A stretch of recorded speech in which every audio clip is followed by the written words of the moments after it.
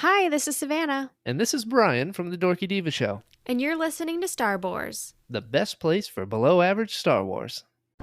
In a world where people need 80s and 90s movie reviews, two regular Geordies combine forces to bring you the Brother to Brother 80s and 90s movie review podcast. Check them out on Twitter, YouTube, and all decent podcast vendors.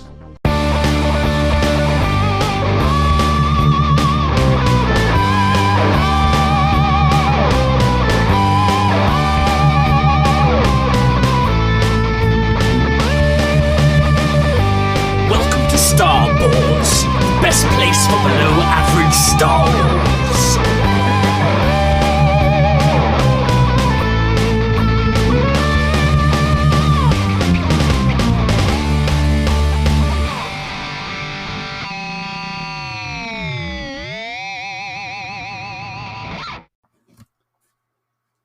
Hello there, and welcome to the Star Wars Show, the best place for below average Star Wars.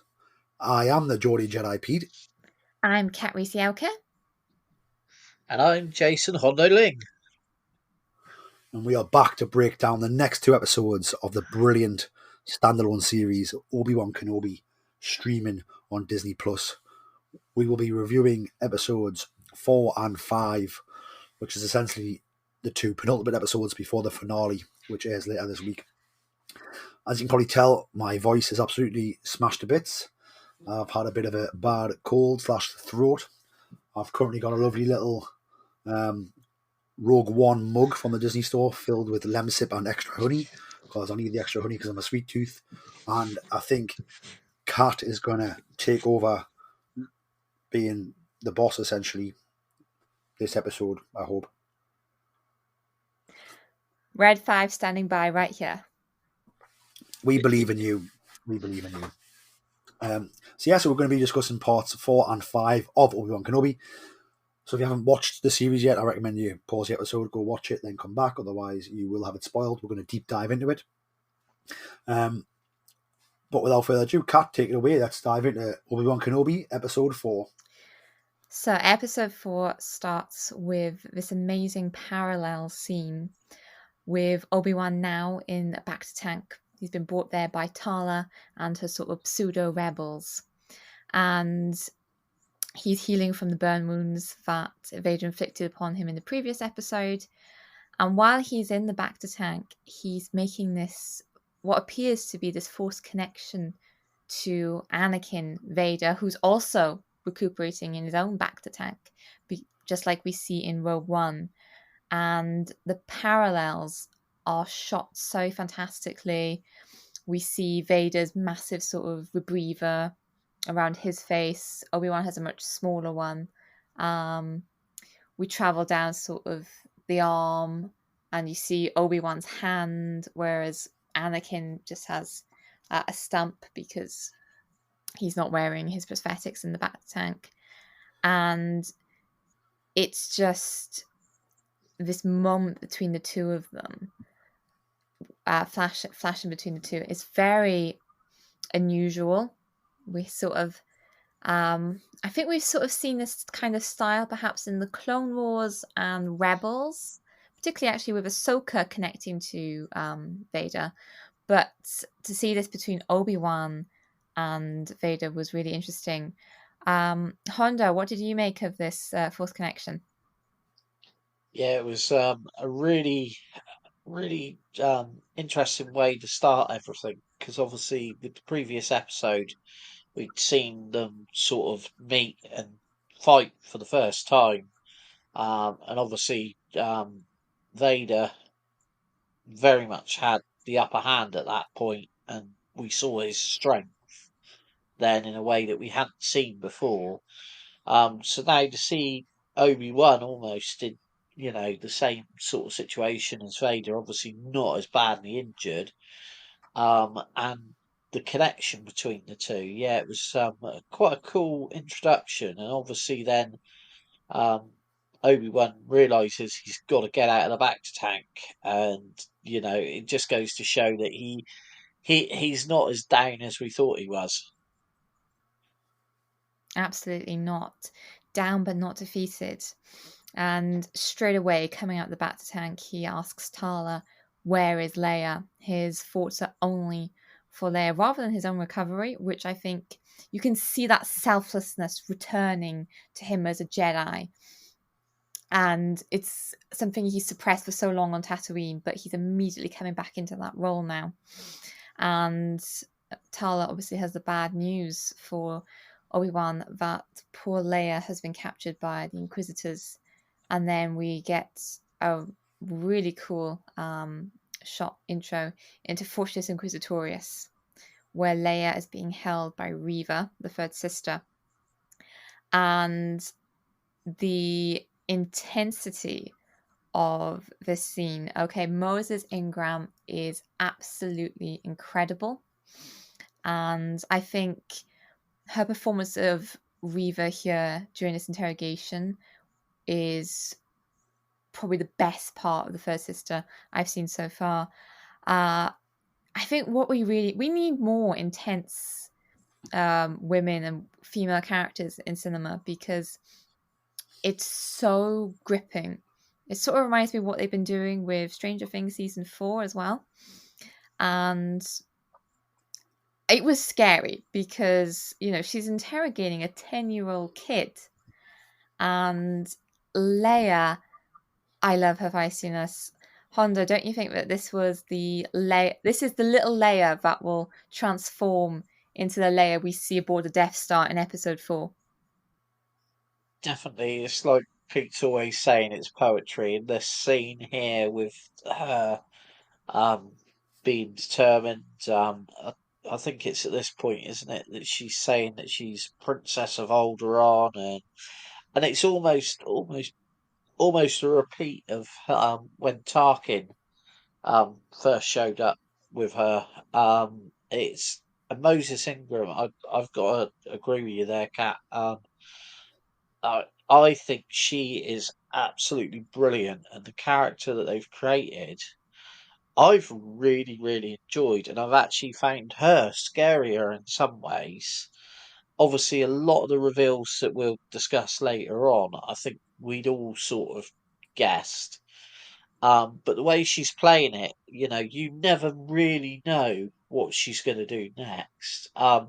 Also, I've got to go back to obviously the previous scene with Tala with Obi-Wan Kenobi, and like you say, obviously Moses Ingram's been a breath of fresh air in this episode or in this series, but also Indira Varma is. I loved her in a lot of the stuff that she's already done, so I was really pleased to hear they cast her.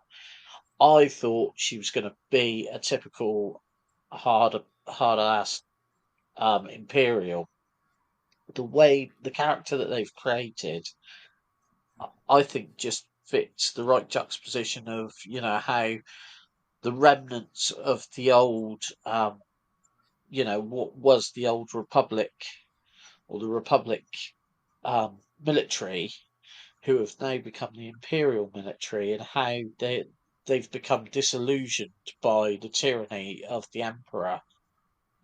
Yeah, I really enjoyed her character as well, and I'm really pleased that they have brought out. Well, in my opinion, this series has got three very, very um, powerful female leads, including our young Princess Leia, who is a breath of fresh air. And what's so interesting about Tala's character, we've seen it before with Callus becoming disillusioned in Rebels, and Thane Kyril in Lost Stars by Claudia Gray. It's showing that, there's this humanity to the Empire. They're not just they're just part of the machine, really. And then there are those who do want to escape the machine. And you get to see this humanity coming through in the gaps. And yeah, all three of these female characters have been just as strong as Kenobi. Even though the show is called Obi-Wan Kenobi, I feel that some of these scenes are being stolen by the women, particularly Vivian Lyra Blair as little Leia. she is doing an absolutely incredible job. I would gladly just watch a series, Leia and Lola, just the two of them causing trouble on Alderaan. Make it Disney. That would be a fantastic series. It would be almost like a Johnny Five Alive short circuit movie, wouldn't it? It'd be really fun. I think you've hit the nail on the head for me when you talk about, you've said, three strong women performances, and I think these performances are also getting Obi-Wan to where he needs to be. When we met Obi-Wan at the beginning, he's a broken man, and through Reva's actions, Moses Ingram's actions, it's driving him to have to act, and then through the performances of the two the two good guys, we're seeing Obi-Wan having to get involved, and he's struggling a bit. He's hasn't been practicing. He's sort of out of using the Force a little bit. Has he really believed much lately? But slowly but surely with each episode, the things that Leia's doing are helping him tap more into the Force and more into his beliefs as well. And then the same as well with Tala's character. It is indeed, the more she's doing for him and the more he sees her doing for them is again showing him sort of subconsciously that selfless belief that the Jedi have. And we see at the beginning, I think, when he's in that back of the tank and the first thing he wants to do is climb out, and she goes, "You need to heal first." And he, as you said, Kat, he just wants to help Leia. That's because he sees himself in that back of the tank as maybe being, useless and can't help anyone. So as soon as he can, he's up and out.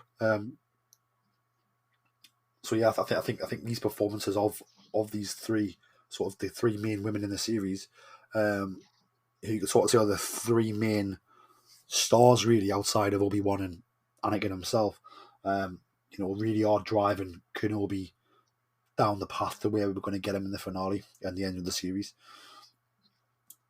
I did like the opening, the back of tank scene was very almost like horror-esque. Similar to how the last episode was very horrific. I thought, with Vader hunting him down and using the fire very meticulously, and the street scene with the crowd and the family.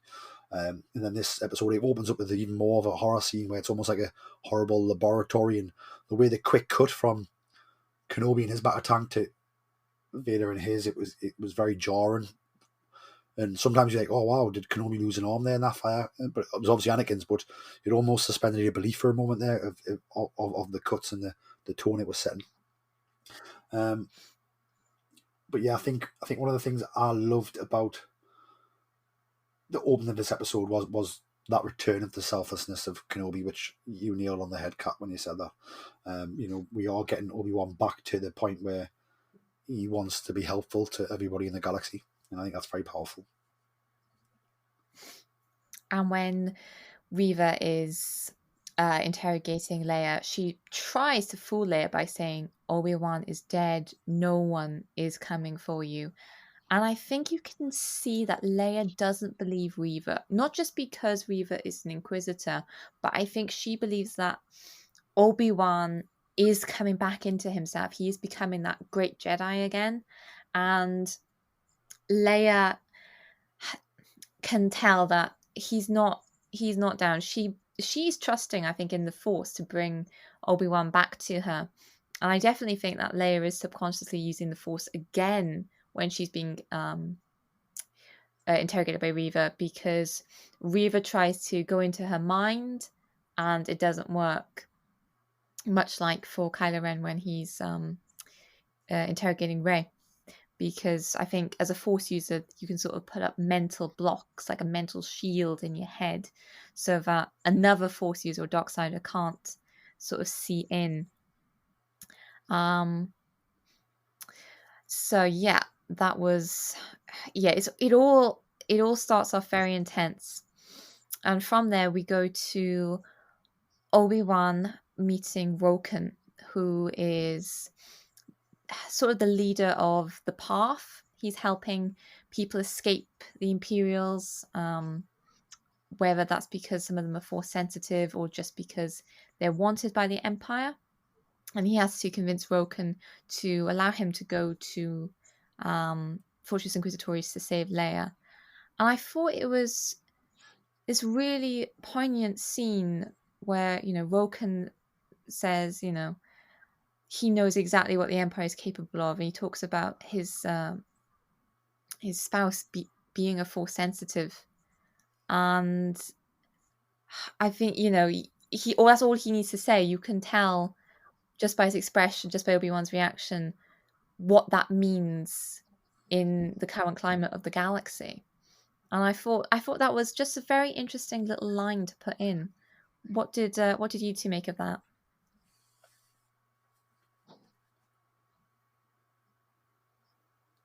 Oh, I think for me, just go back to Reva's interrogation. I think Reva starts interrogating Leia, and I think Reva's maybe thinking, this is Bail Organa's daughter. I can't go too far here. I need to get her to talk without having to go too far.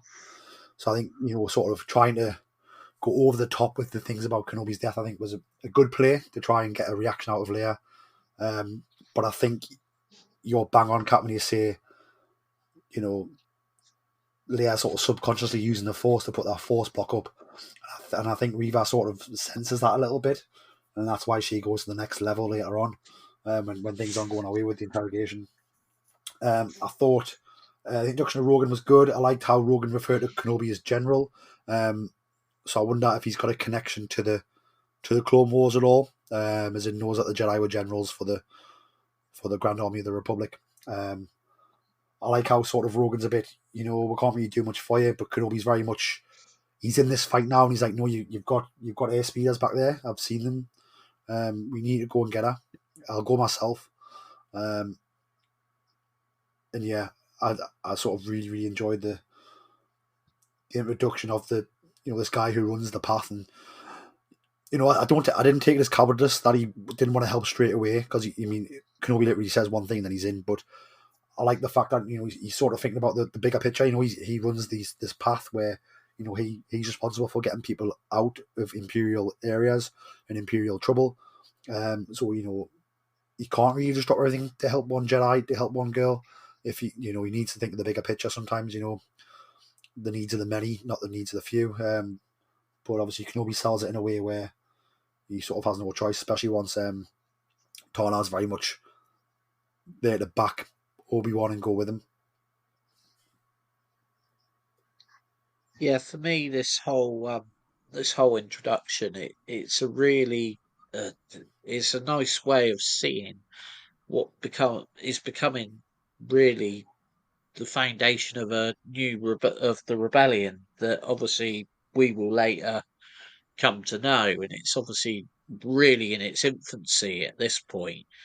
So it's great to see, as you say, the sort of first of all, we've got Reva doing this very different style of interrogation to begin with, but she's trying to manipulate, and Leia's just holding out against her.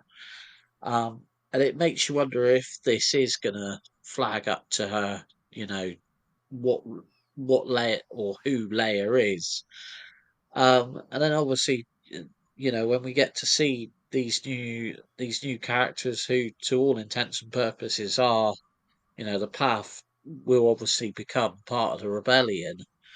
Um, it's it reminded me in places of Rogue One, and I think that's part of what really excited me about this episode. Is it was very Star Wars, and it was the underdogs were trying to find a way around, but obviously they were a bit dubious to go up against this new empire. But obviously, what we get to see later, Tala's obviously she's very committed to Obi-Wan, and she's also very committed to doing good and making amends for what the Imperials are doing. Definitely agree with the Rogue One vibes.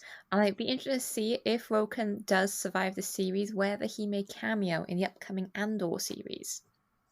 Yeah, I was thinking that as well. I did think, I I think it could. I think this whole series could lead quite nicely into Andor.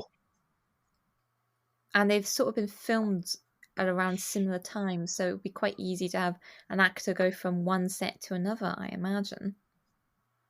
Well, they were. I think Andor was filmed a lot over here, whereas I believe Obi-Wan was mainly filmed over in the UK. Hmm. US, sorry. Yeah, there is that. But you think with the volume, I bet you they could sort of. Oh yeah, It's quite easier. It's a bit easier than using green screen, I think, to sort of put characters in if they needed to. definitely. So after Obi-Wan does manages to convince Roken with the help of Tala to go to Fortress Inquisitorius, we get to sort of see. I like to think this is the sort of the Phantom Menace meets A New Hope kind of break in to Fortress Inquisitorius. We see Obi-Wan dropping down into the Sea of Nur using the breathing apparatus that he uses in the Gungan Lakes, and Tala manages to talk her way into the fortress. I must admit, I love the way she dressed down the other officer. I thought that was it added a bit of levity to what is otherwise a very serious situation. And remember, you've got to call her sir. Absolutely, Tala is Sir.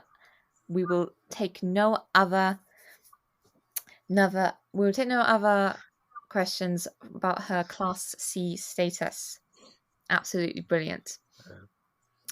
And then when she manages to sneak Obi-Wan in through a, I suppose it's like a drain into the sea. I think perhaps it's maybe meant for some underwater shuttles. Not sure.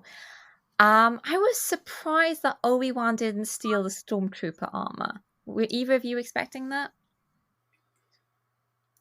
I have to admit, I did wonder if we might get full New Hope style vibes, and we could have had the classic line where you're a bit too tall to be a stormtrooper.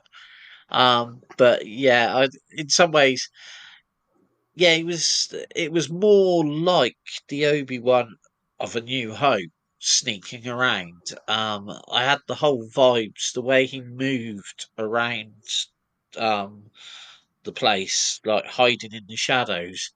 It reminded me of when obviously Ben goes on to the Death Star and goes to shut down everything, and he's hiding in the shadows and using tricks to.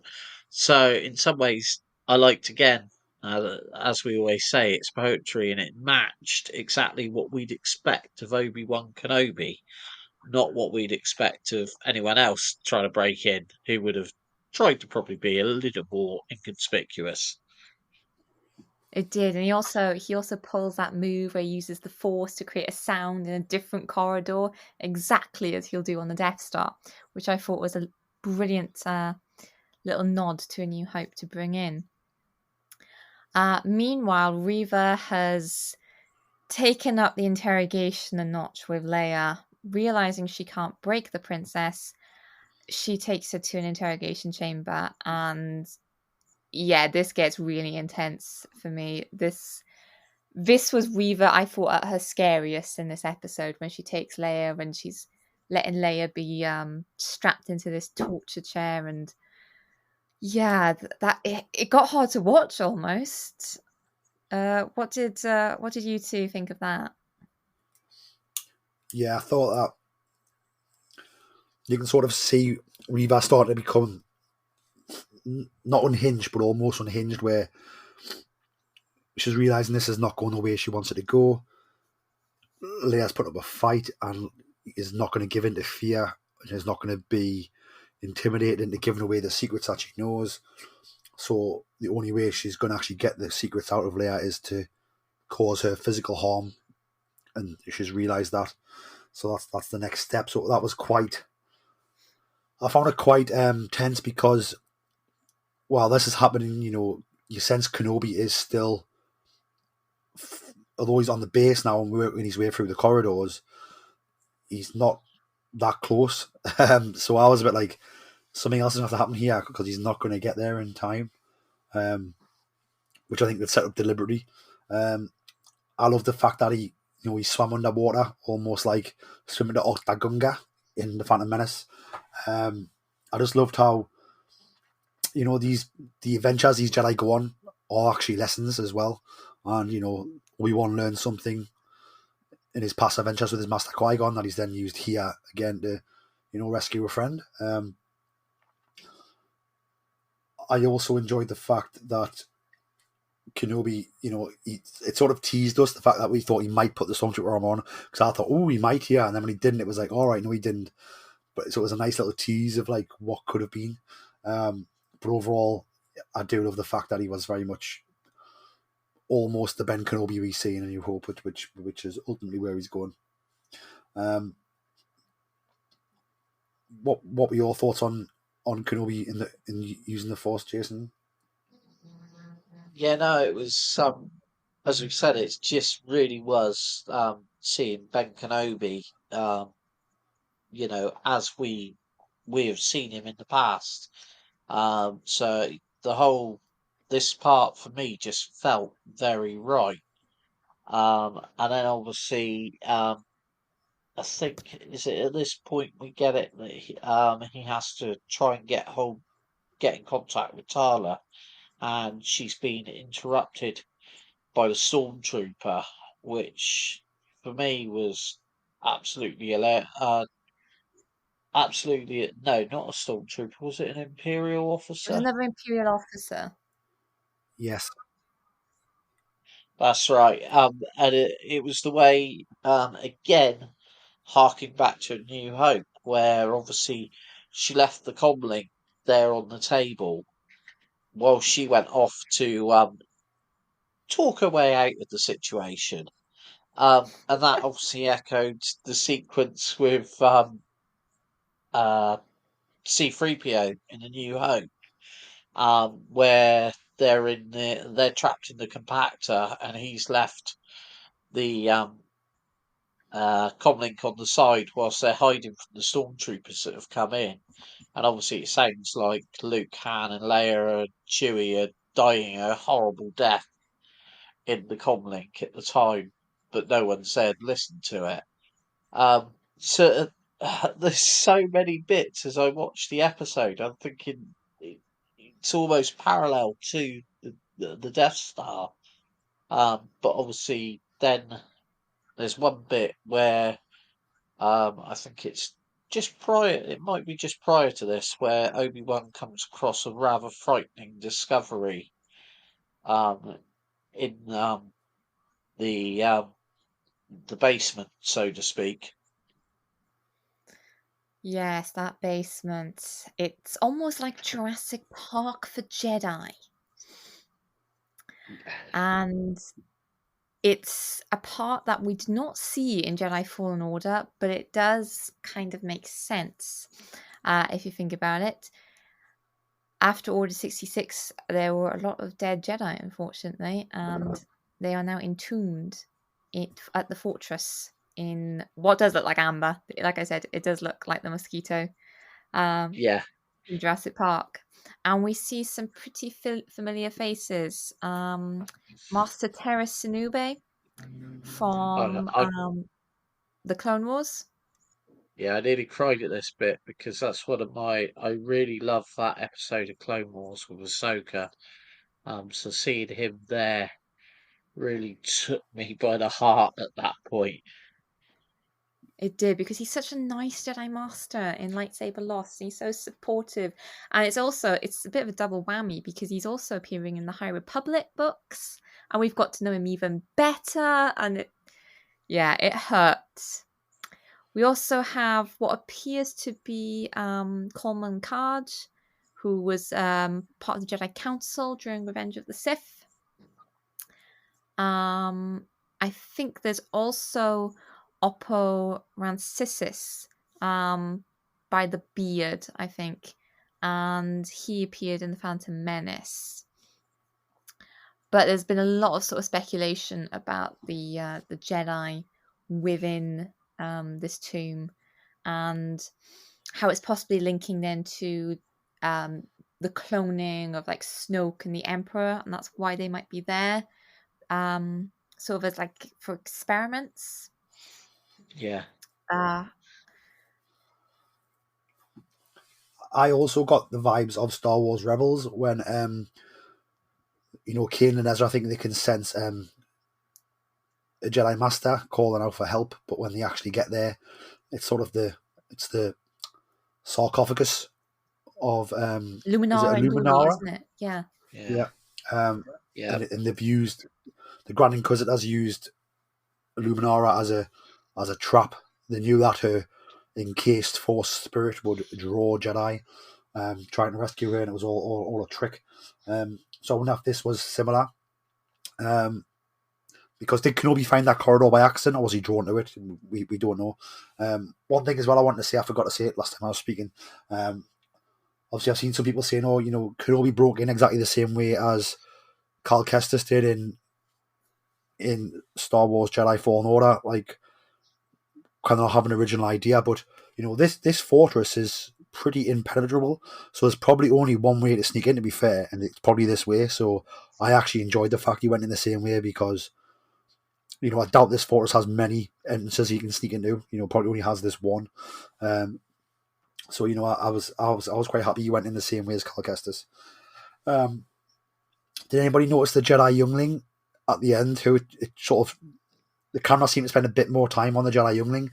Was this one of the younglings who was with at the beginning of the pilot episode?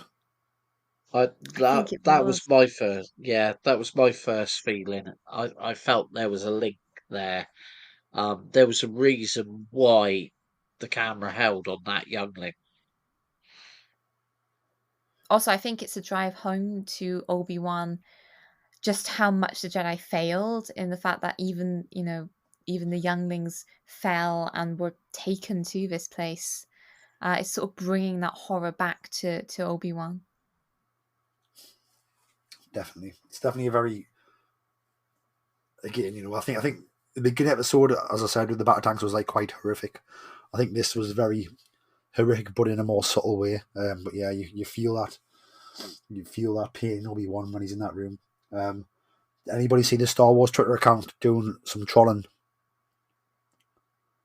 No. I think I did notice, yes. So it posted the clip of Master Sidube saying the best thing about being slow is that you can always see what's coming in front of you. So that was quite fun, I thought, with them to do that. They didn't hashtag Obi-Wan or anything, but they just happened to put that GIF up sort of a few days after the episode aired, which I thought was really cool. Oh, just drive it home, Star Wars Twitter. Drive it home. Oh, the pain. And Obi-Wan has to sort of hurry up after this point because he realizes, I think he can sense Leia sort of calling out for him and sense Leia's distress. Because he's sort of then traveling quickly along the corridors trying to find where she is being held. And time is of the essence, which is something Tala realizes.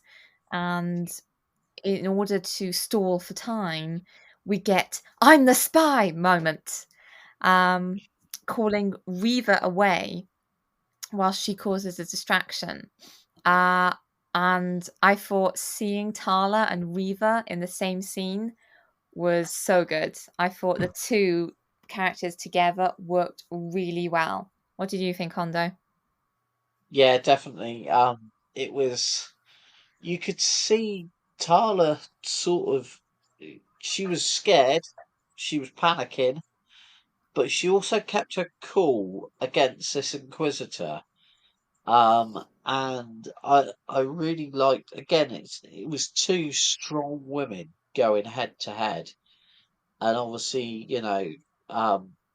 Reva was clearly not convinced that Tala was telling the truth, but she put in a very convincing argument, and but obviously, ultimately, Reva was going to take her away to get find out whether what she was saying was true. Yeah, I really enjoyed this sort of face off. I think they come face to face and both being quite fierce towards one another. And Reva's trying to figure out. She knows something's not right about Tala, but Tala sort of says, "I'm the spy. I'm the spy who's been spying on the rebels on the path for you," and that sort of confuses Reva a little bit because she's detected the lie, but maybe this is the lie, so she's unsure on sort of what to do. I think it is good because in this moment as well, it sort of shows Reva does have a little bit of a weakness and does have a little bit of a, we know she's an Inquisitor, but as for what the Grand Inquisitor said, they found her in the gutter, and they treat her differently to the other ones that she's not held in high regard as the other ones are. And here we see sort of Reva get stumped a little bit after being sort of so bold. Once Tala sort of says, "I am the spy," Reva's unsure and doesn't know what to do next, and it's this hesitation that gives Kenobi the opening, really. But yeah, I enjoyed the face-off. I enjoyed them going at it verbally. Like I said, I like the fact that sort of Tala's able to just put enough doubt in Reva's mind to create the distraction they need. And Obi-Wan does indeed face off against some stormtroopers to rescue Leia in a very dramatic and insanely cool scene. He cuts the lights because it turns out even the Empire can't afford current electricity bills. And then he pulls a move that people who have played The Force Unleashed might just recognize.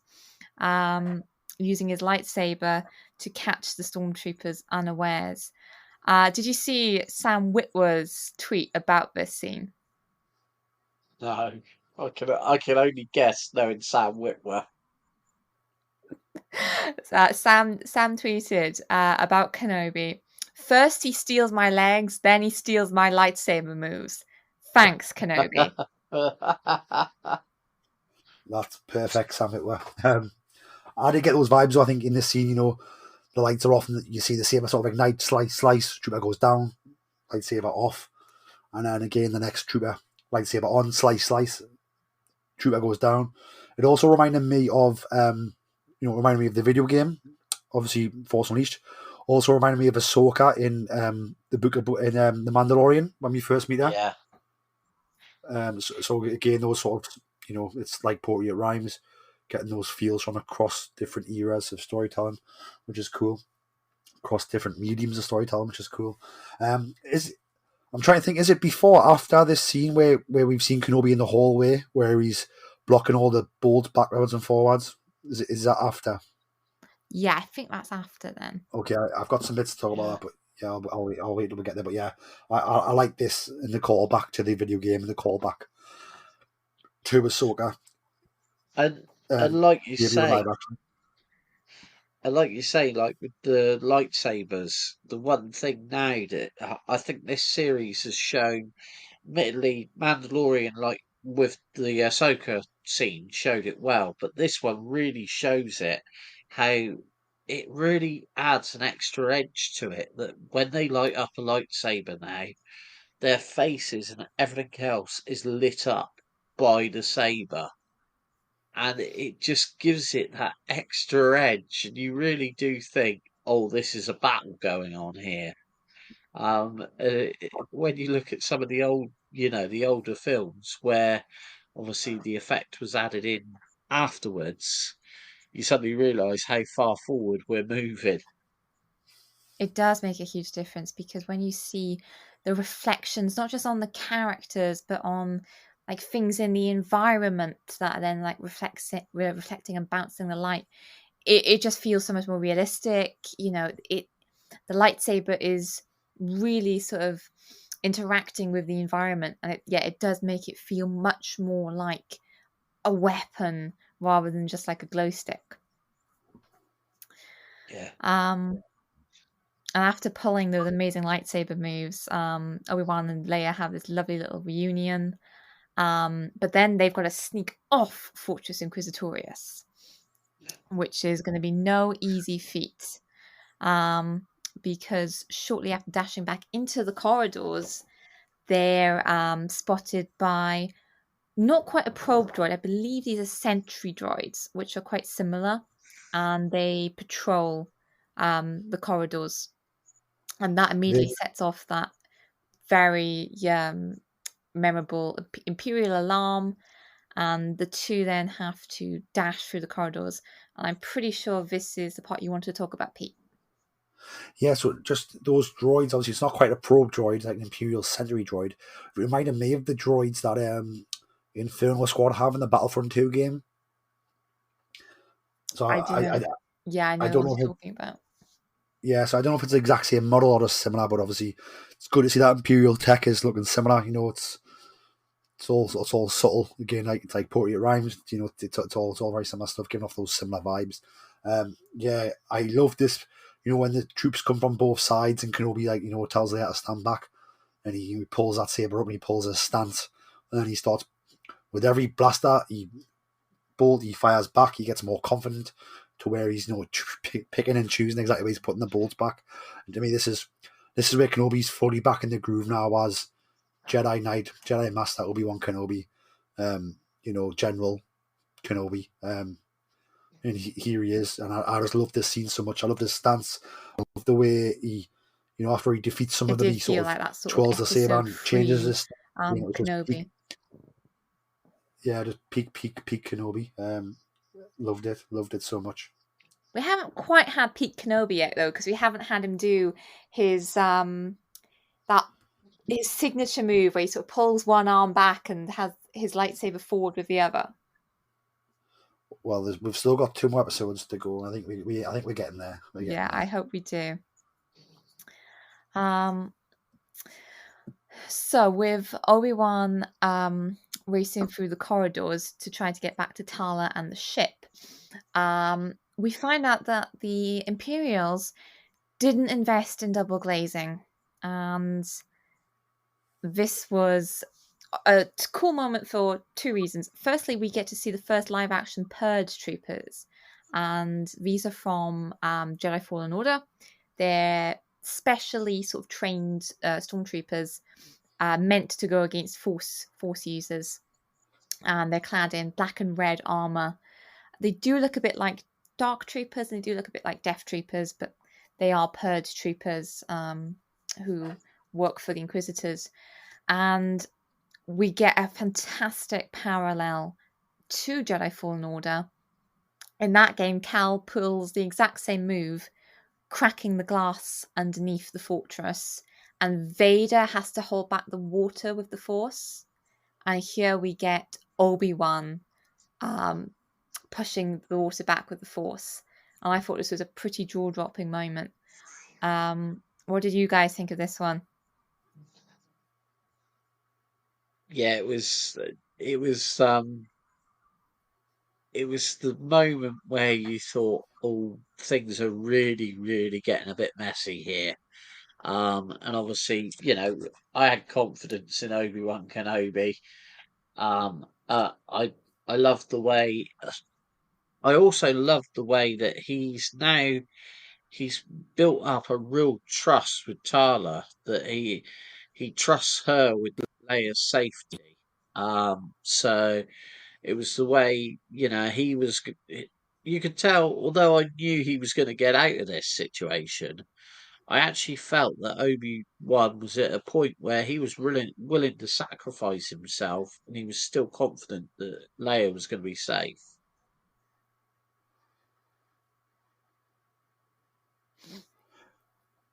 Yeah, I had a feeling that, you know, during the scene, I thought, you know, maybe this point where maybe Tala and Leia get away and Kenobi gets captured, and maybe there's a scene of him and Vader here.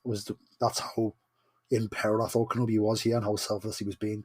Was that I thought there was a possibility that could happen. Obviously, it doesn't. But yeah, that's how the writing in the show and the execution made it feel to me. It was like Kenobi might sacrifice himself here and get caught. So yeah, I certainly felt those vibes as well, Jason. To escape Fortress Inquisitorius, we do finally get a not quite a stormtrooper disguise. I love this next moment where Obi-Wan borrows a trench coat to hide him and Leia. I thought this was absolutely adorable. Yeah, it gave me Indiana Jones vibes, in Raiders of the Lost Ark when Indiana knocks out the guard and he goes to put the uniform, but it's too small. This bit here, Obi-Wan puts the trench coat on, it's like far too big. And the Imperial cap seems too big. The Cool. other thing it reminded me of was Solo, with what was the character that John Favreau played when when Solo first meets him, and he's described disguised. I'm trying to think what he was disguised as, but it was the same sort of misshape of the whole thing that just brought back memories to that.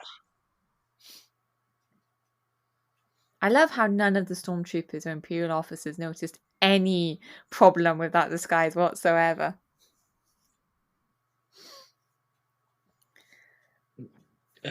Well, admittedly, all hell was letting loose and everyone was running around everywhere. So I think there was a lot of panic, and I definitely think that they managed to set off a bit of a distraction there. And just when it looks like they've got the home free, Reva turns up again and she gets her traitor moment. That definitely seems to have stuck around since The Force Awakens. And I love Tala's line here. This is never who I was. I felt that was really powerful. Hondo, did you like that line? Yeah, definitely. Again, it's it was how there must have been a lot of Imperials like Tala that obviously would have been Republic officers. So, like obviously Tarkin, from when we first met him, he was part of the Republic. Um, and you can imagine some, although like Tarkin obviously went with the Imperial side of it, there must have been others that this wasn't what they signed up for. And the cause had suddenly turned very, very sour. Which, yeah, this line just for me summed that up in this particular officer. Yeah, it also reminded me of, and those who joined the Empire, after the fall of the Republic, after seeing the propaganda and believing it to be this good thing, sort of, I think you've already mentioned, Kat, about Lost Stars, but obviously, you've got Thane in that series who, just joins up as a really good pilot, but it's not until he witnesses sort of, the Empire doing mass genocide that he realizes, I don't want to do this anymore, like, this is not what I signed up for. We're hurting innocents here. So yeah, it was really, really good to see sort of, Tala here saying, this actually, I was never this way inclined. I joined either when it was something good or joined thinking it was something good, but it's not. And so, yeah, I got out and I'm doing my best to sort of rectify the things I was responsible for while I was part of this. Yeah, and actually going back to Lost Stars, we've got Thane Kyrell who basically immediately leaves the Empire as soon as he sees the destruction of Alderaan. But we've also got Sienna Ree, who stays with the Empire because she still believes the Empire can do some good, but she also believes it's sort of too late for her to leave. And I think that is something that we probably see hinted at within the Empire, and also within this line is the fact that Tala couldn't just leave the Empire. She did want to try and do something within her position, but once she realizes that the roost is up, she obviously has to escape with Obi-Wan.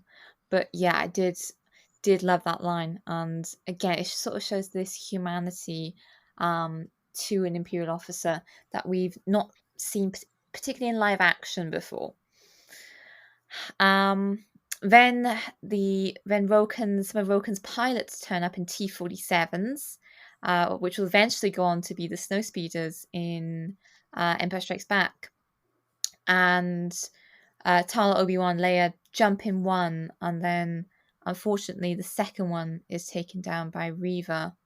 But they do manage to escape, and Reva is left to face the anger of Vader. I actually thought this was going to be the end of Reva when Vader turned up. What were you two expecting? No, not it wasn't her time to be finished with. And Reva has shown that she's got a way of talking her way out of things. We've already seen Vader once pretty peeved at her. So yeah, no, I did think this is chance now.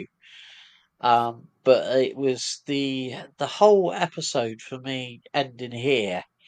It set it up brilliantly because we had this one. There was the escape. They sort of hit us with obviously one of the rebel. It was obvious that someone wasn't going to make it out of this bit, so we had to.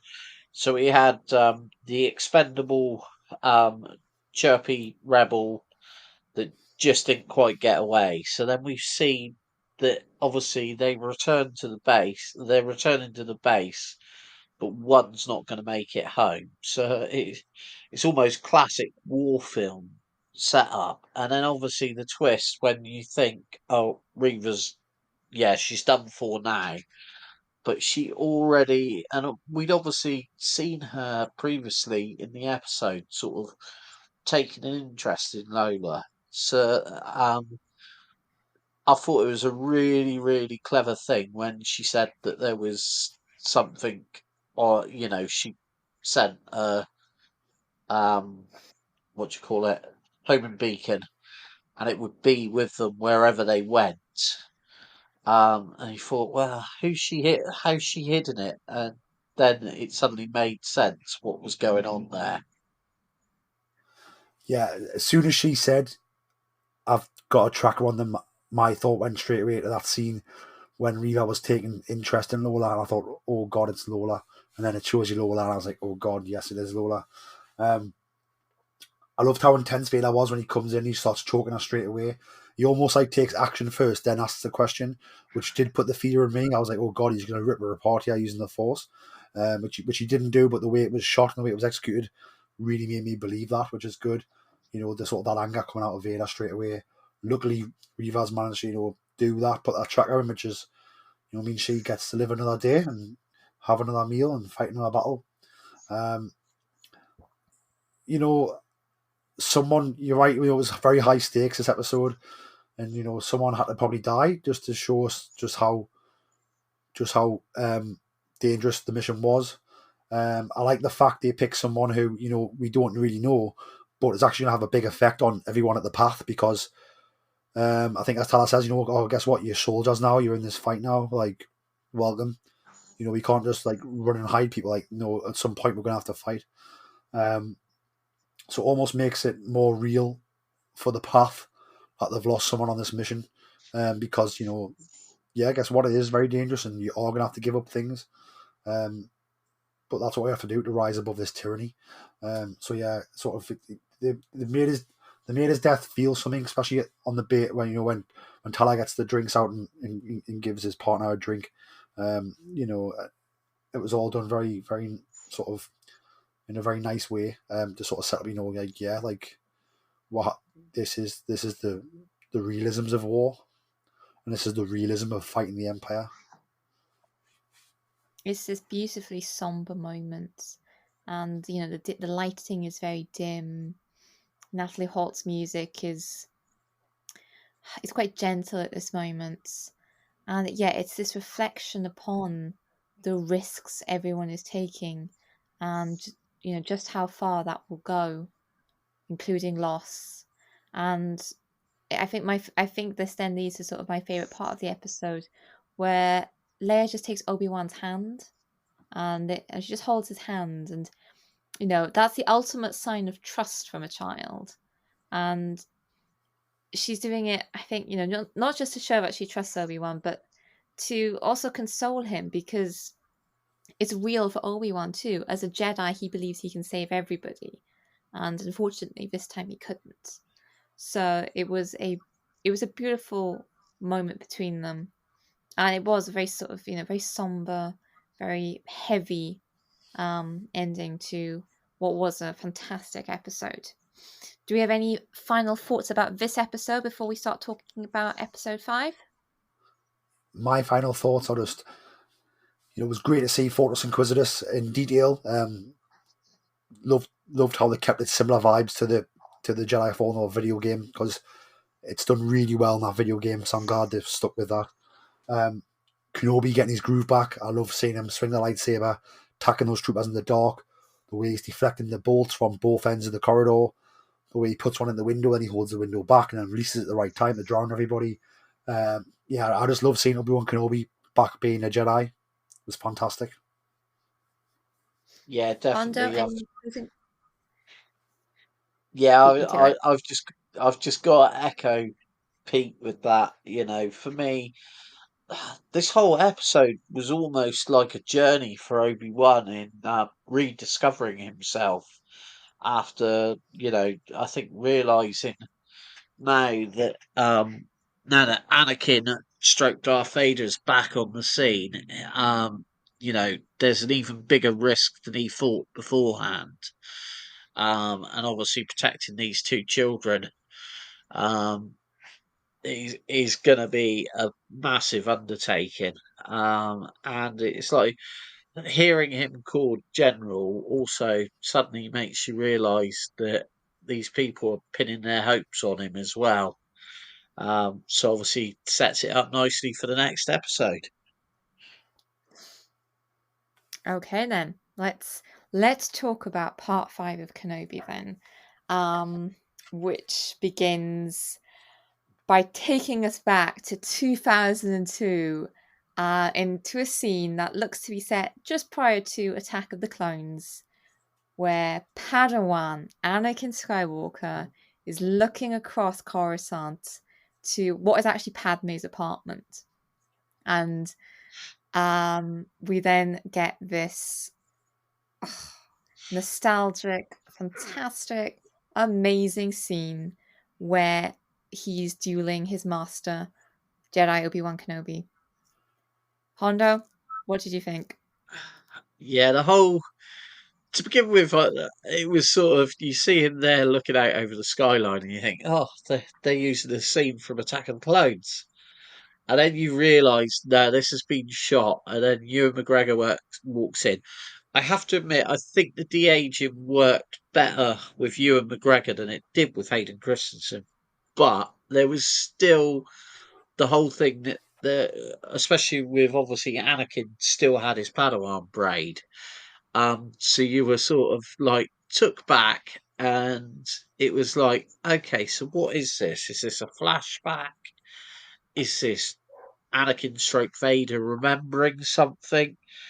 And it certainly felt like the whole this whole scene was part of a storytelling device as to the relationship between Obi-Wan and Anakin, and we got to see Obi-Wan for the first time, really. We got to see Obi-Wan teaching Anakin, but obviously Anakin, as we know, he has an arrogance about him, and he's convinced he already knows better. And I think that starts to play out in this sequence and the duel, obviously, that we get to see. My first thought when I saw this scene start was, is this the same platform as the younglings were on in the pilot episode? Obviously love seeing Anakin stand there with the Anakin stance looking across Coruscant, apparently his apartment. I didn't think they actually de-aged them. I thought they just, hair and makeup and costume to match 2002 was all I thought they did, and I thought that's all they needed to do. Could you take a few wrinkles out? Yeah, but why? Like, the scene serves its purpose.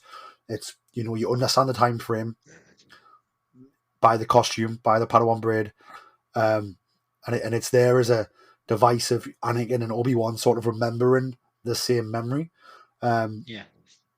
So yeah, I really, really did love this. And to me, this is why they brought Hayden back. not just to be the man in the suit, but to be the Anakin Skywalker. It also allowed us to see that Anakin and Obi-Wan, that dueling style from the prequels, which is so distinct. It's not really, it's not the same as the sequels. It's quite choreographed. It's very elegant. We get to see Anakin doing his very typical spin with his lightsaber, and Obi-Wan. There's a shot from above when they're circling, and Obi-Wan is facing off against Anakin in a very similar style that he does to Dooku. And I just love the parallels to the prequel duels. It was beautifully choreographed. Yeah, definitely. And it was, this was the callback that this series needed to the prequels, to give us that little bit of extra um, sense of the relationship that Obi-Wan had with Anakin, which obviously then leads into the rest of the episode. So Obi-Wan has returned now to Jabim with Leia and Tala, and of course Lola, who has Reva's tracking beacon on, but they don't know that. And we get to cut back then to Vader, and Reva is aboard the Executor. I believe it's the Executor. It's not actually named. She just calls it his flagship. So it's one of his Star Destroyers. And she announces that, they've tracked Kenobi. And we get a scene that felt very similar to Empire Strikes Back, with Reva kneeling to Vader, and he bestows upon her the title of Grand Inquisitor. What I found quite interesting about this scene is the fact it does also mimic Jedi knighting, in the fact that they kneel to their masters as well, showing that sort of duality to sides of the Force. Yeah, and obviously there's also when we saw Vader originally knighted by Palpatine, with the classic line, "Rise, Lord Vader." So yeah, it again shows that both the Jedi and the Sith, or the dark side, operate in a very similar sphere, but with a very different outlook.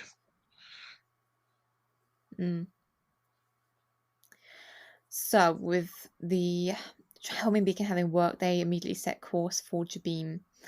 And on the planet, we've got Lola causing some evil trouble. She's gone into evil mode and gone into the wires to make sure that the rebels can't escape through the path. And I think that this part 5 is basically meant to sort of be like a reconstruction of The Empire Strikes Back and Hoth, because we've got the Imperials on their way, and everybody's stuck on the base on Jabim, and it's following that story beat very well. And Obi-Wan basically has to, albeit Roken is sort of the leader of the path, I feel sort of Obi-Wan steps back into his role of like the Jedi commander, the Jedi general for this part, because he seems to be the one rallying everybody. Do you agree there? Yeah, this reminded me of the Avengers Assemble. So when Cap ends up having to give the instructions to the policemen in New York, and they don't really listen, and then Cap takes out 2 of the aliens, and then everyone starts listening to him. I think this was sort of the rebirth of General Kenobi here. Obviously, they found out that the door's shut. They found out the Empire's on the way. They all seem a bit scared, and Kenobi just, takes control. gives the instructions out, and everybody just sort of listens. Like, well, this is the Jedi. He's gonna lead us the right way. So yeah, I really did love this scene. I love the parallels to that sort of moment that Captain America has in Avengers Assemble. And we also get this fantastic little scene where Leia says, she'll go and fix the electrical cables, and we have sort of Roken being a little bit disbelieving, but she's like, "Get me a ladder," and Obi-Wan is there, saying, "Trust her, I trust her," which also seems to be like a call out to Rogue One, I felt. Yeah, definitely. The whole thing here just had Rogue One vibes again. And it was and it was good to see as well. Obi-Wan showing how much he's trust Leia. I think their relationship has grown quite dramatically over the last few episodes, and he's realised, she's not just a princess from Alderaan. I think he's beginning to see that she is very much the Skywalker child, and it's almost quite interesting, because it makes you wonder if, had they filmed this slightly different, would Obi-Wan have been more realizing that Leia was a stronger character than we, just rushing off to save her? Oh yeah, I think if Obi-Wan had sort of been given the choice between Luke and Leia, he definitely chose the short straw with Luke. Definitely. I mean, Leia's just proving again and again she's a natural leader. She can figure things out. She's great at thinking on her feet too. And, she's showing that Anakin Skywalker spark too. She's good with, fixing things, Yeah. which is, yeah, she's definitely, if you wanted to train somebody, Leia's like Yeah, halfway there it's already. sort She's of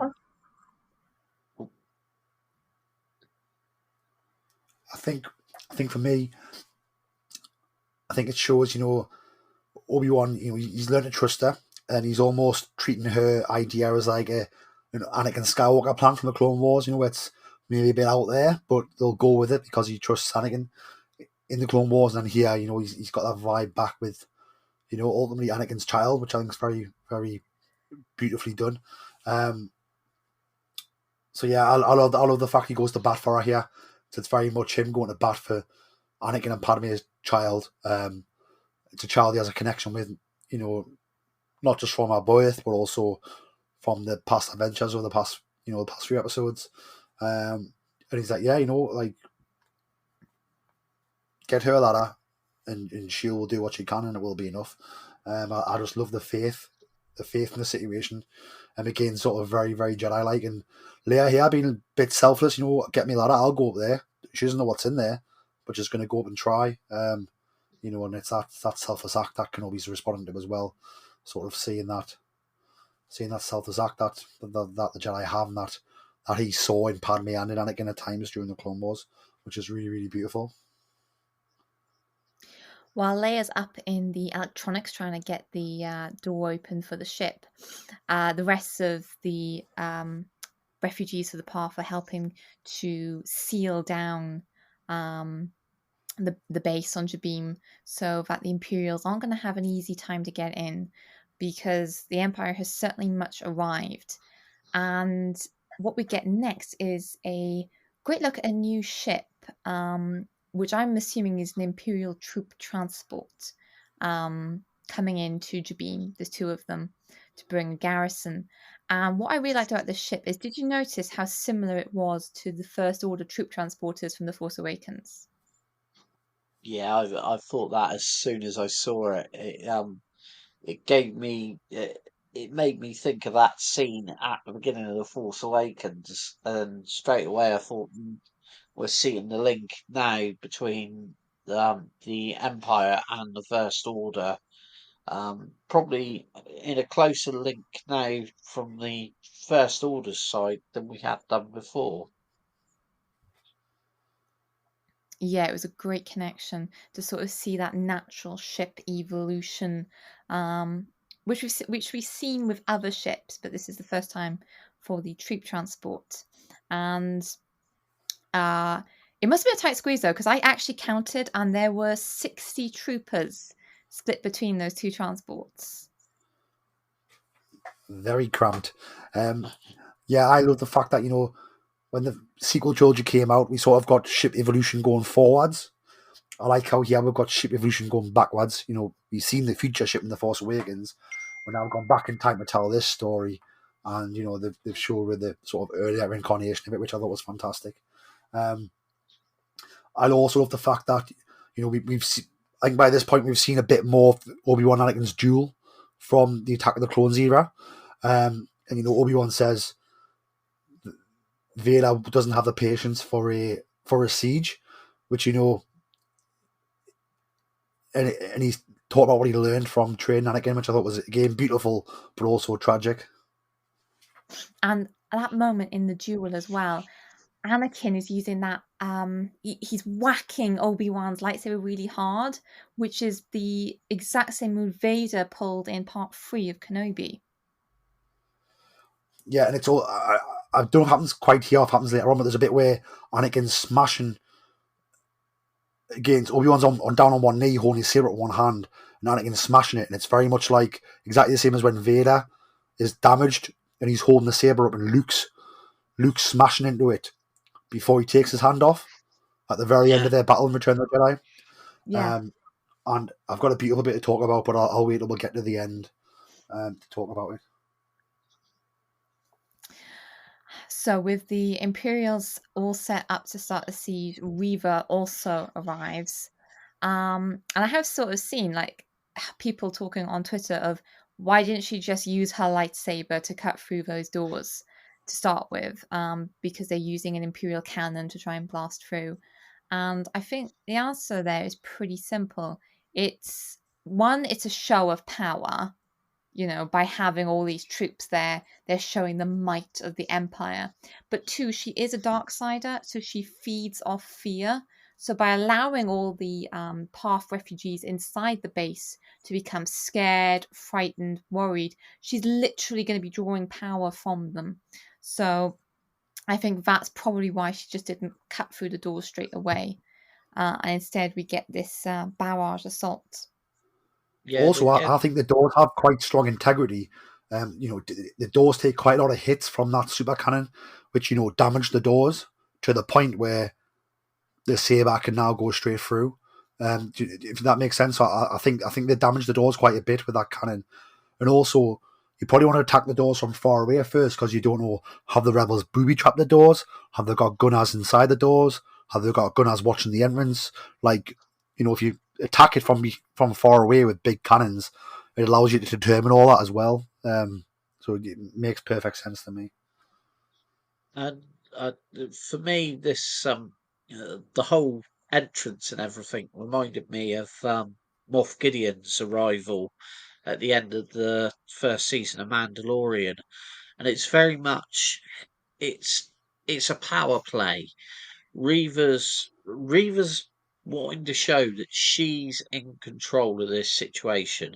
If she was trying to force her way through with a lightsaber, then she would be fighting to get through. She's showing that, as far as she's concerned, they've got nowhere to go. It's only a matter of time. So, in some ways, she wants them to break, and then they have to come out, and she's won. Definitely. It's all to do with power and this sort of show of it. It's typical sort of Imperial style, really, and typical Darksider style. Whilst the siege is beginning, Obi-Wan gets a recorded message from Bail Organa about how he's worried about Obi-Wan's silence. And that he hopes Obi-Wan is okay. And then we get this very moving scene with Tala. She comes in to check on Obi-Wan, and she basically explains her origin story for doing what she does as part of the path, on how she was made to round up Force sensitive families, and this was a dark moment. Honda, what did you make of Tala's confession? Yeah, obviously it harkens back to what we found out in the sequels. That obviously what happened to Finn, and so it's also the Imperials are literally tearing families apart, and in particular, um, we suddenly realised it wasn't just the Inquisitors that were ordered to go and get these Force sensitive children.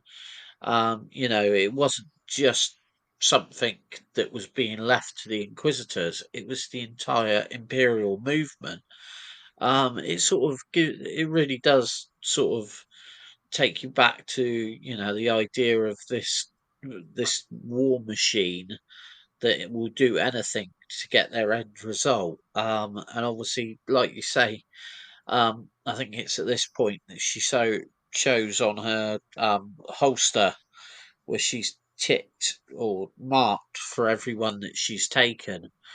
And it's a really moving scene. And again, as I've said previously, Dear Ravama was perfect for this role, and she carries the gravitas. And I think the way she is with Ewan McGregor, I think the chemistry between the two, with the respect and the way they're working together, it was a brilliant piece of casting and very well done.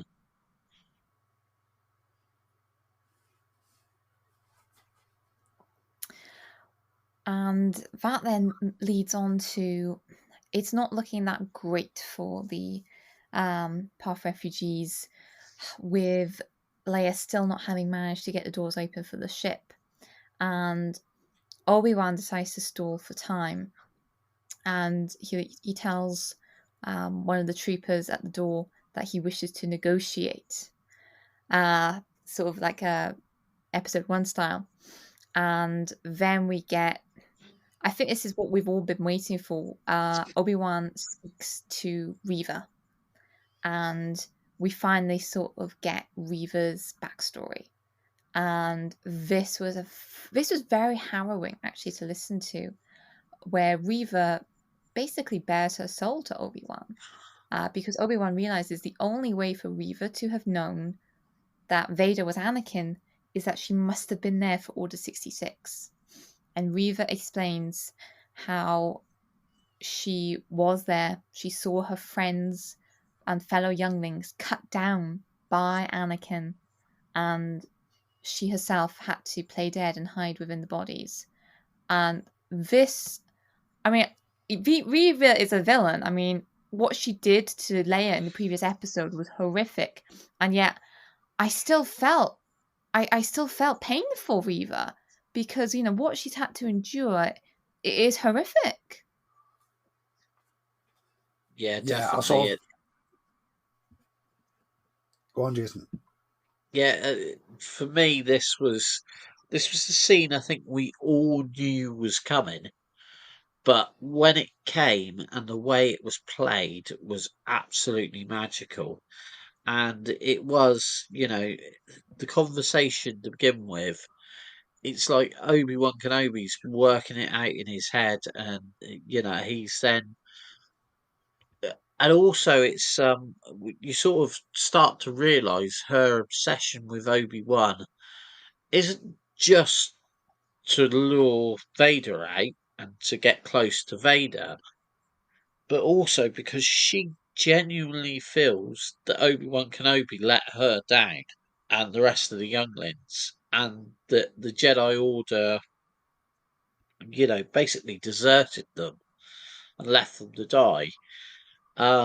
So yeah, the whole way that this scene played out, as we say, I think was beautiful. Again, perfect casting and perfect acting in it. Yeah, I love the fact, Obi-Wan reaches out the Force at the door, and starts talking to Reva, and he's like, you told me that, because she revealed to him earlier on. Again, no lines gone wasted in the show so far. She revealed to Obi-Wan that Vader was alive. She then let out that she obviously knew it was Anakin, just to sort of put a bit extra hurt on him. And Obi-Wan pieces it together here, and maybe she didn't want to open up, but Obi-Wan puts it together, so she has to admit it. And then she talks about Anakin trying to destroy them, and then we see actually like Hayden Christensen as Anakin Skywalker sort of cutting down younglings even more so than we saw in Revenge of the Sith. So very sort of scary, harrowing, tragic stuff here.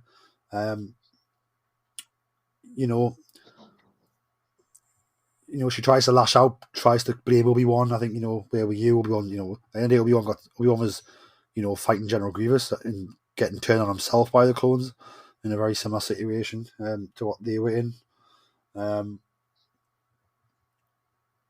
So yeah, I think at this point she's trying to hurt Obi-Wan a bit with the choice in words.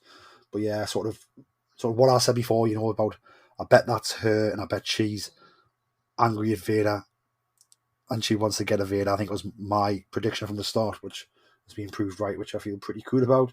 Could have went anyway, but when this scene happened, my jaw sort of dropped a bit like, oh wow, they've actually pieced it together correctly from the beginning. But yeah, it's sort of a harrowing scene, but beautifully shot, beautifully delivered by all involved. And I think by showing us some more of that Anakin Skywalker looking to slice the younglings down, I think again it just goes to show that yeah, Vader's cool, but like he is a villain. There's no two ways about it. He is a villain, and I think they do a good job in telling us that here. Yeah, you were totally right with your prediction.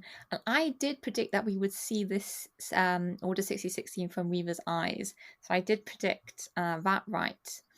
And what I find also about this scene is Reva is very much like Anakin. She says to Obi-Wan she wasn't strong enough to protect her fellow younglings, just like Anakin wasn't strong enough to protect Shmi. And she's basically gone down the same path as Anakin. She let that anger consume her. She let her supposed weakness make her, turn to the dark side. And it's that tragedy all over again that, she could have been so much different if she'd made different choices, if she'd been allowed to have different choices. And, the way she blames Obi-Wan is very much like a sort of a Sith thing to do. It's it's that absolute that they talk about. And then we sort of get this reveal. I think Obi-Wan is sensing her emotions particularly well at this point, because Reva is being very open that Reva isn't part of the Inquisitors because she wants to be. It's because she wants to get close to Vader. She's hunting Vader. She wants her revenge for what happened to her fellow younglings. And I think that's fantastic piece of storytelling. It's similar to what was done in Jedi Fallen Order, but different at the same time.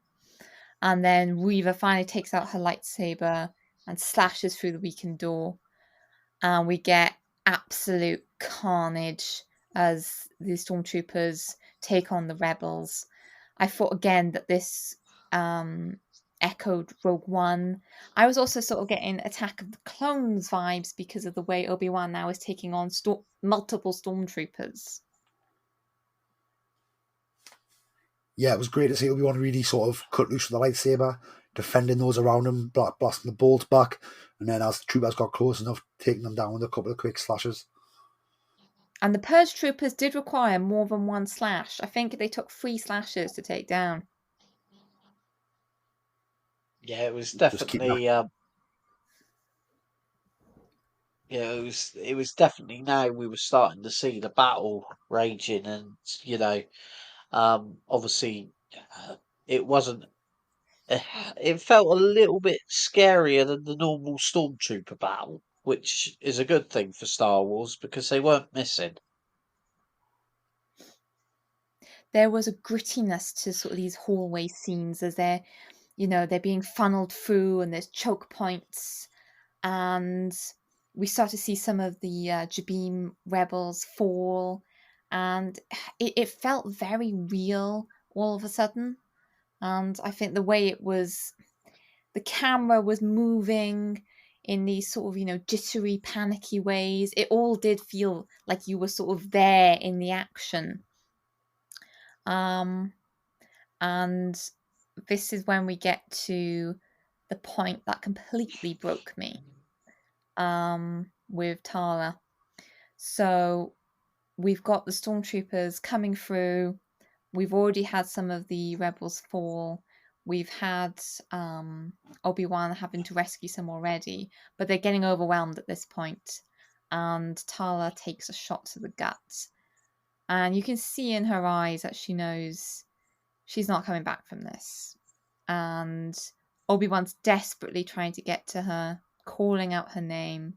And then everything all the special effects are quieted, and we just get this sweeping sort of Rogue One music as Ned B, her droid, tries to protect her. And then she takes a thermal detonator and says, "May the Force be with you." I teared up at this point. It felt like Rogue One all over again. Yeah, it was brilliant, and I think Ned B, is it Ned B2 or that droid was made to almost take on a role similar to K2SO. And I thought it was there was already a sort of relationship there. We didn't have the witty banter that you had with K2SO, but you didn't need that because the actions of the droid said it all. And then, as you say, when she said, "May the Force be with you," and you saw that thermal detonator, you knew what was going to be the end result. And it was a character that I have to admit I didn't go into this thinking she would make it out of it, but it made perfect sense that she was the one that made the sacrifice. It was absolutely heartbreaking, and the way that moment she has between her and her loader droid, oh my gosh, the the puppeteering on that droid was absolutely incredible. That was human emotion on a droid, which is something that Star Wars brings again and again. Just because a character isn't human doesn't mean that they don't show emotion that is readable.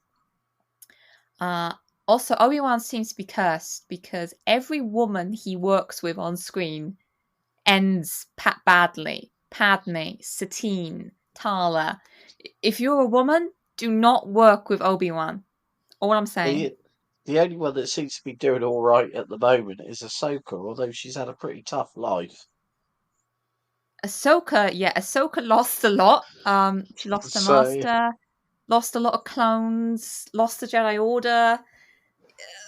Not to mention Obi-Wan didn't stand up for her when she went on trial. Only Anakin stood up for her. this is true. Yeah, Obi-Wan sort of played the dutiful Jedi rather than actually, which in effect he needed to do because that's what he is. But obviously, Anakin let his emotions choose his feeling.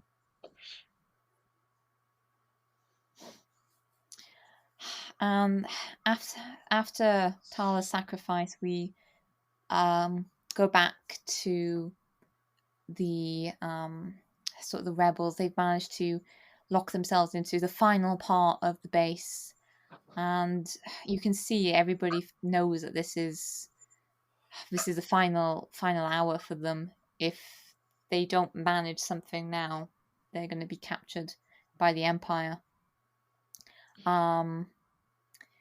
And that's when Obi-Wan decides he's going to give himself up to Vader, which is what Vader was expecting the whole time, because he knows that Obi-Wan will do anything to save these people. this is the Jedi selflessness coming to the absolute forefront. So Obi-Wan gives him. Can I quickly? It's something we haven't mentioned that through this episode. Obviously, at the beginning, when Obi-Wan got there, Haja's now here, and he makes the classic line that he says, he's now wanted by the Inquisitors, and he goes, "At last, I actually feel like I know how a Jedi feels." Which is obviously, although he's a comical character, he's also a character with heart. So it's quite fitting that Obi-Wan then picks. It shows now that he's gained the trust of this character because he entrusts him with his lightsaber and everything. Although obviously later on it's a little bit misplaced, but not through Haja's fault. So yeah, it's obviously this is the bit where he has to entrust. Again, it would have been Tala if she'd survived, so he's had to find someone to entrust the care of Leia with. You're absolutely right. Haja is a standout character. There's almost like a sort of a biblical vibe to the way Obi-Wan entrusts Leia and his lightsaber to Haja, and then goes to sacrifice himself to give himself up to Vader.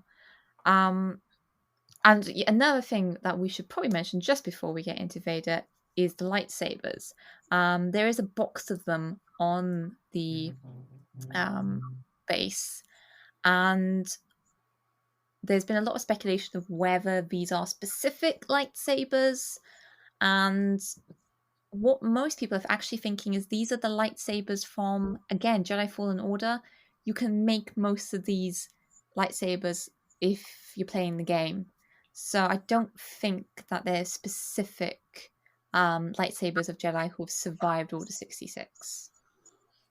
My thoughts on the lightsabers and the cloaks, because there's a box of cloaks as well. Because Obi-Wan actually takes one of the cloaks from the cloak box as if to say, I am a Jedi again now. I thought it was going to be Jedis who had gone through the path, and it's a case of, right, you're now going to go out the other side of the path, disguised as someone else, so you need to leave your saber, leave your cloak, and go through there as, your new identity and try and stay hidden, was my vibe. Obviously I didn't recognise any of the sabers as in, like, particularly Jedi we already know, but I just gathered as, certain Jedi have gone through there on the run, the paths sort of give them new identities, got them out, but as you do that, you have to leave the past behind, which is how I read the situation. It also opens up the possibility for more storytelling, whether in perhaps a book or a comic for a Jedi that we just don't know who has gone through the path. And I think that would be quite an interesting story to follow, having to give up such a monumental part of your life. Definitely, Yeah. definitely. And I think, I love the fact Obi-Wan puts the cloak on. I love the fact when he hands his lightsaber and he's communicating it over, and he goes, "Are you mad? You're going out there with no weapons?" And I think he says there's different ways to fight, which to me made me straight away think he's maybe not giving up here. He's Obi-Wan has a plan. He has a plan here. I also think he picks up the robe so he can just ditch it Revenge of the Sith style in the final episode. Yep. And also Obi-Wan goes, he leaves his saber behind, and then in the memory from the beginning, Anakin's knocked Obi-Wan's lightsaber away. So Obi-Wan's also almost mimicking the memory. Yeah. Which I thought was beautiful. I actually thought Anakin at that moment was going to say, he actually says it's over. I actually thought he was going to get to say, I've taken the high ground. He doesn't, but he does say the over part. I wonder if on set, if Hayden said that. I wonder if there's a behind the scenes of Hayden saying that. But Obi-Wan does have a plan to take on Vader. He gives himself up, and the troopers take him to confront Reva. And this is the first time that sort of Obi-Wan and Reva have truly been face to face. And Obi-Wan says to Reva that he's bringing Vader to her, and they have sort of this very tense tight-lipped conversation, so that the troopers don't notice. And Reva asks, how does Obi-Wan know that, she might get away with this? And Obi-Wan's like, Vader's only got eyes for me. He's the one. He just wants revenge on him. And they don't exactly work together, but they sort of become frenemies for a moment, with Reva allowing Obi-Wan to be taken back into the base so that he can overpower the stormtroopers, and it's a setup to get to Vader. Because while all of this has been going on, Leia has finally managed to uncable all the cables and get Lola working again. So the rebels are ready to escape. They just need Vader distracted. I have to say I that love. that Yeah, go ahead. that little scene with Lola where she sort of nips at Leia because she's getting close to opening the doors, and Leia realizes what's going on.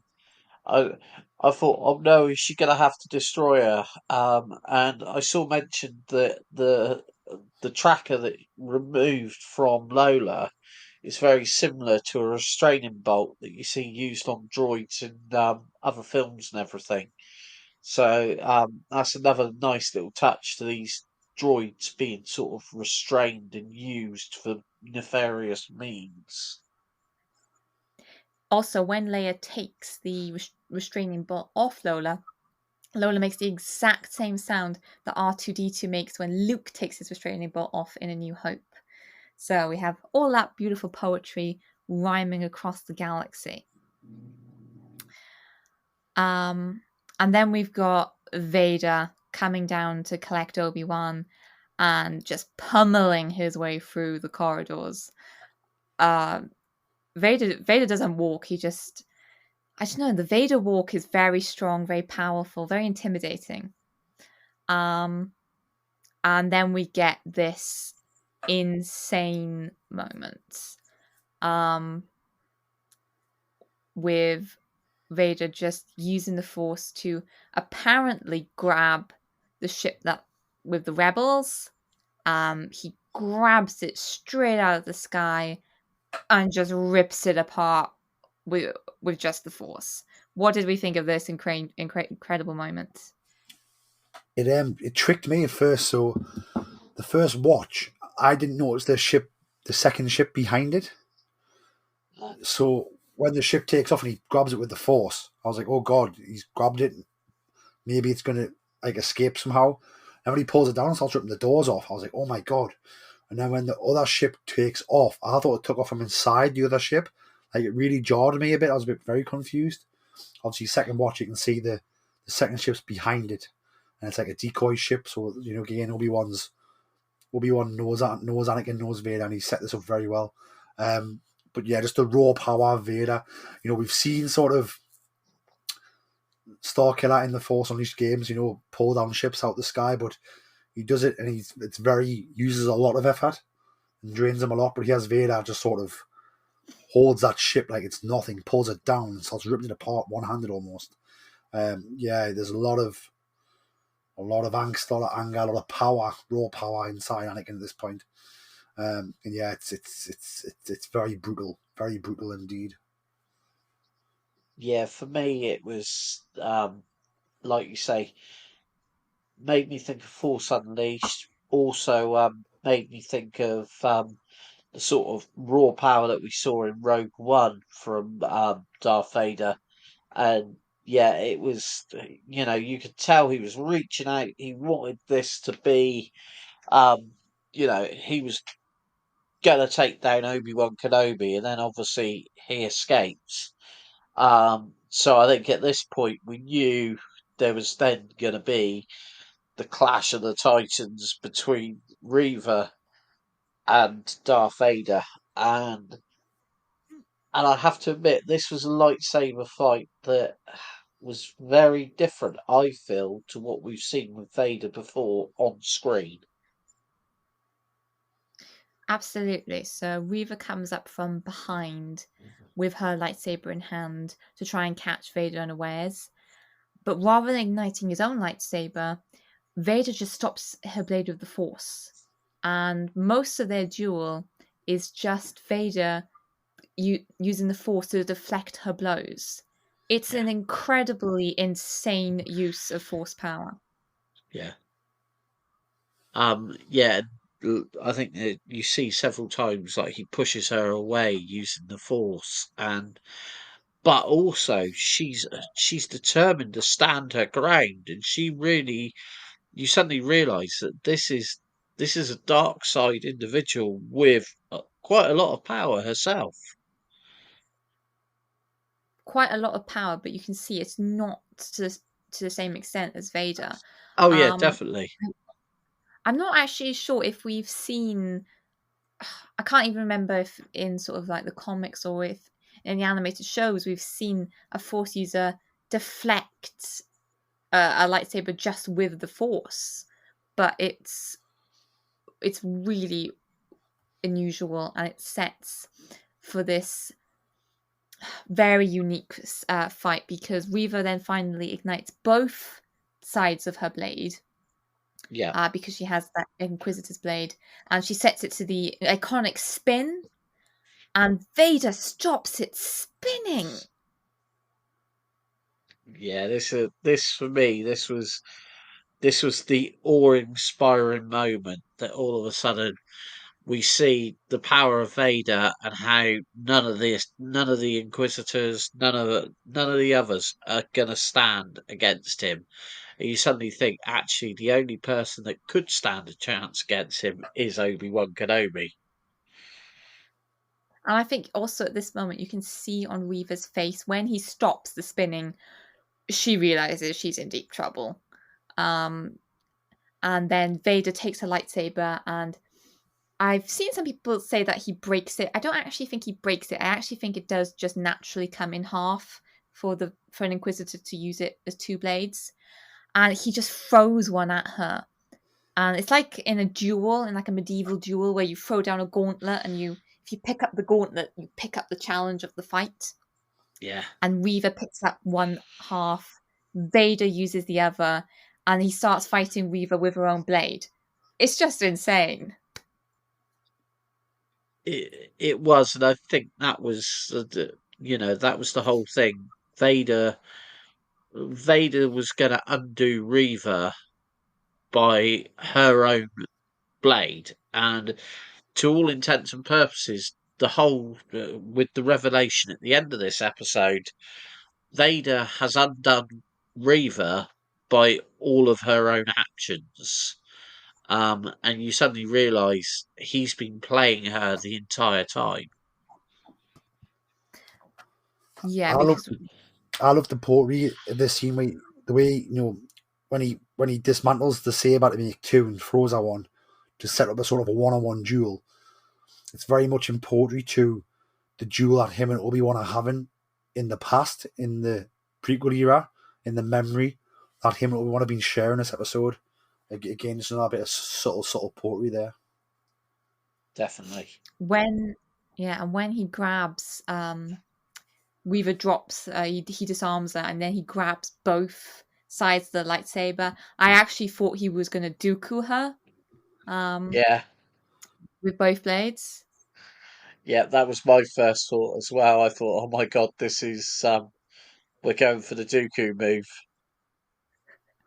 It reminded me of Ahsoka, the way he's holding both the blades for one moment.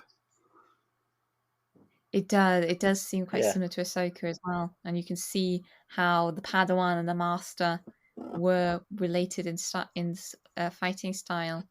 And then the slow predatory walk towards Reva. I mean, she knows she's staring down her execution, and we get the flashback to Order 66. And when he stabs her, he stabs both the young Reva and the current Reva. It's fantastic cinematography. The way it was written was mind-blowing. I think Deborah Chow did this fight the justice that Reva deserved.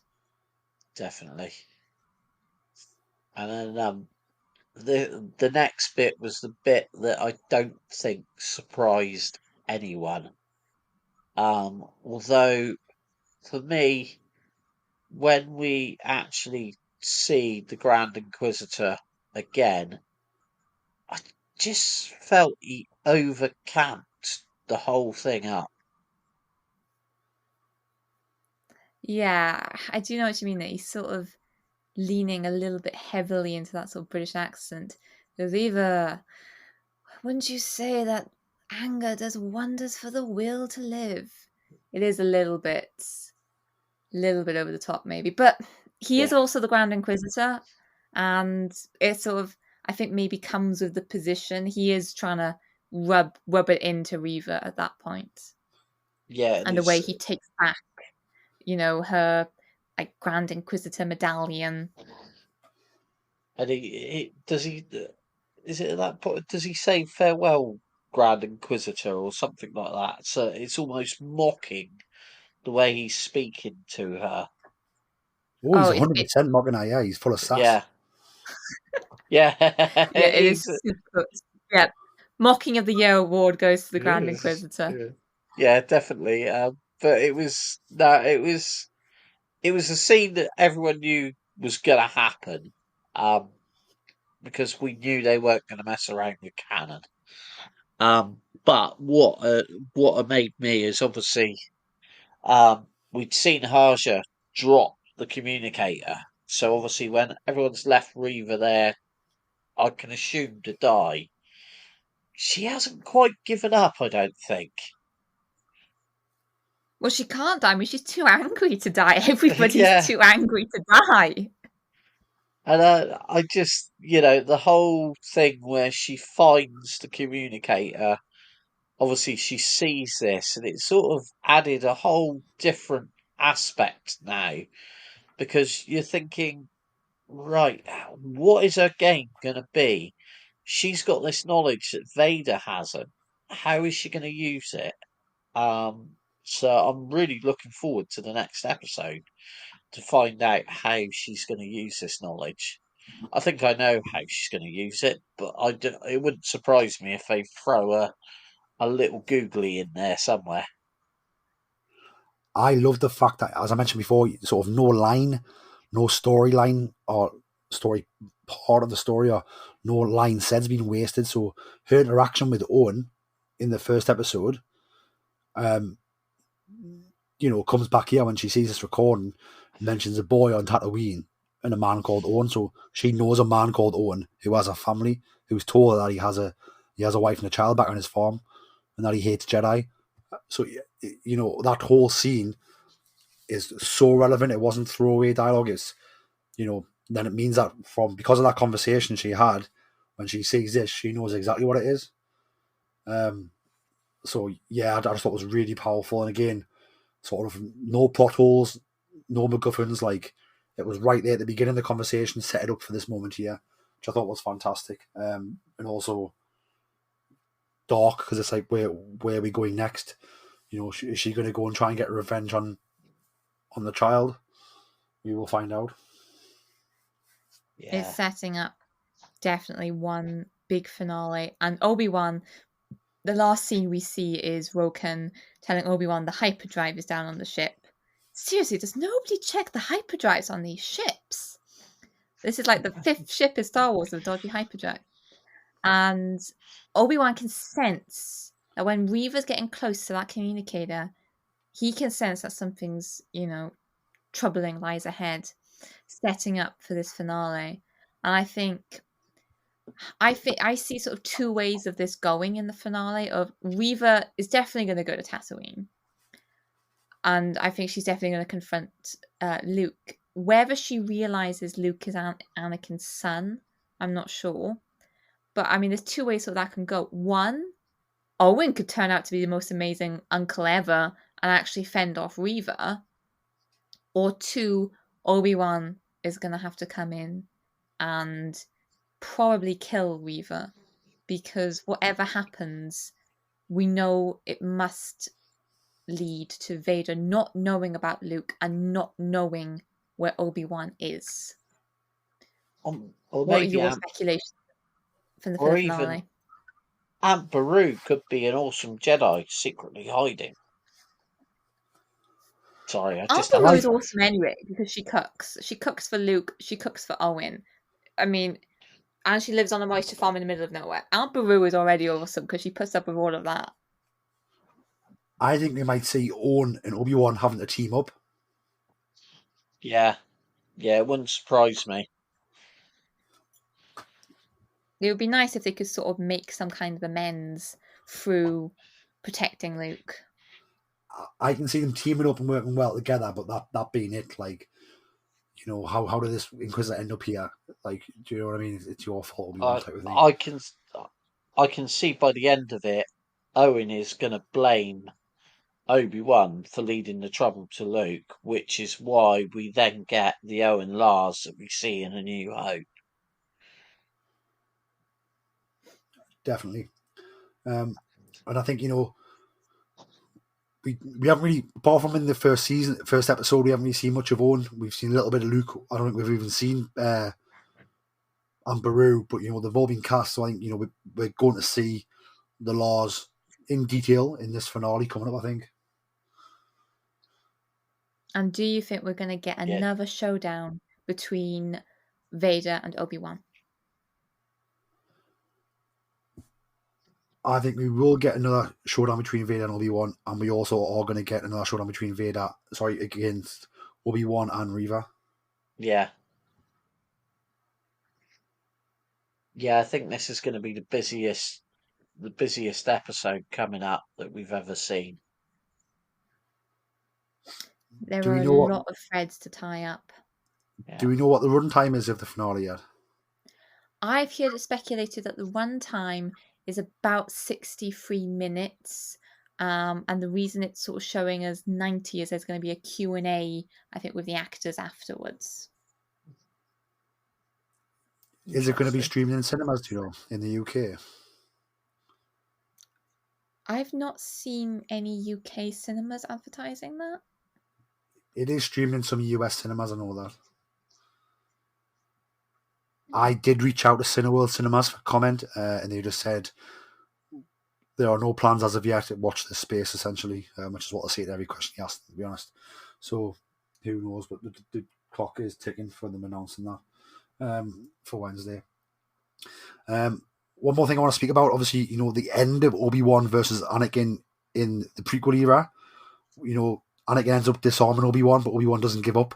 He's able to fight back, use the Force, and he tricks Anakin, and then he manages to disarm Anakin himself, and then turns the blade off. And Anakin says, "You don't win battles with mercy." And I found that really poetic and beautiful, because in this saber duel already, as I've said, we've seen Anakin mimicking Luke, sort of attacking Obi-Wan in the moment where Luke defeats Darth Vader in Return of the Jedi. But then obviously Luke then turns the lightsaber off and throws it away. And Luke does win that battle with mercy. He shows mercy for his father and refuses to kill him.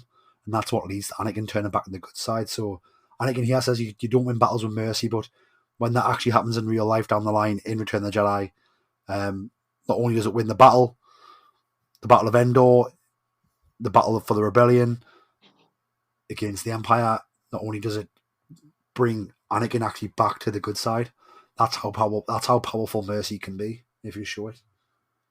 Yeah, it is absolutely beautiful parallel. And I think it also shows in that moment, although Anakin's very arrogant about his powers and his knowledge of the Force, he really is still a Padawan. He has so much to learn. Yeah, definitely. It really does highlight Anakin's failings, I think, and how, you know, his anger is his biggest weakness.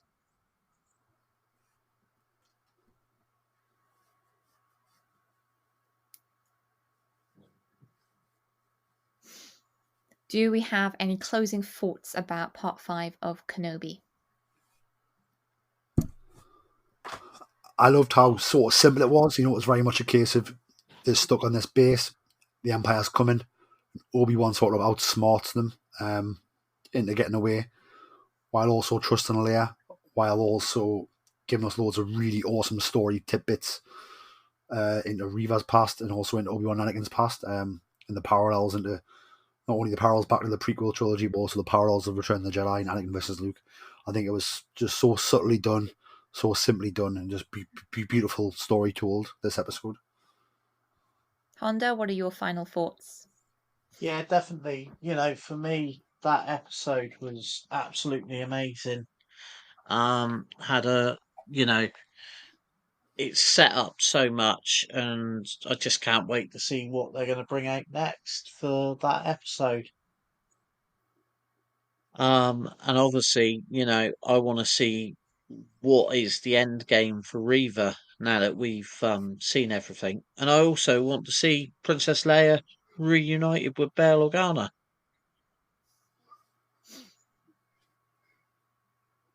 Oh, absolutely. She deserves a big hug for everything she's been through and all the ways that she's helped everybody around her. I wonder if we'll get like a flash forward once the series finished of like a slightly older Leia going off to join university on Coruscant or whatever. Interesting. Yeah, it does make me wonder if we're going to see maybe what happens to the children maybe a little bit further on in the game. But yeah, time will tell with that.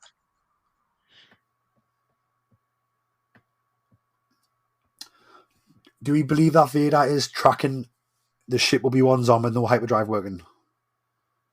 I think they're right behind, so I don't think they even need to track. I think they're in sight. So it's going to be a bit like The Empire Strikes Back still, where maybe there's going to be a handy asteroid field. Hopefully. Maybe a rebel cell will come to their aid. Who knows? We will find out.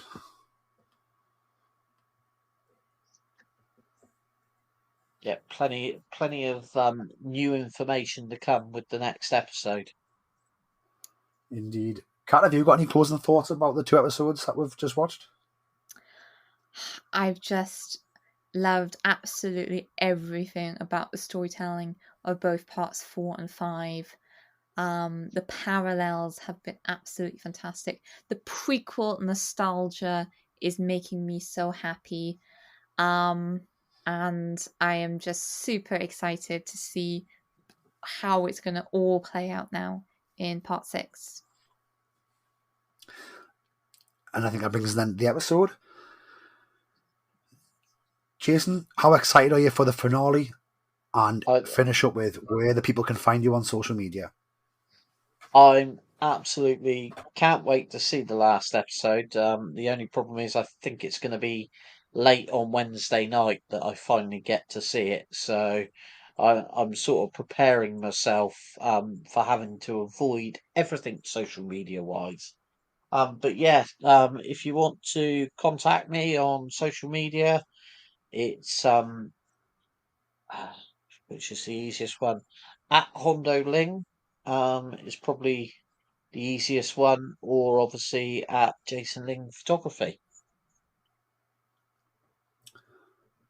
And Kat, final thoughts on what you're expecting from the finale and where can the people find you on social media?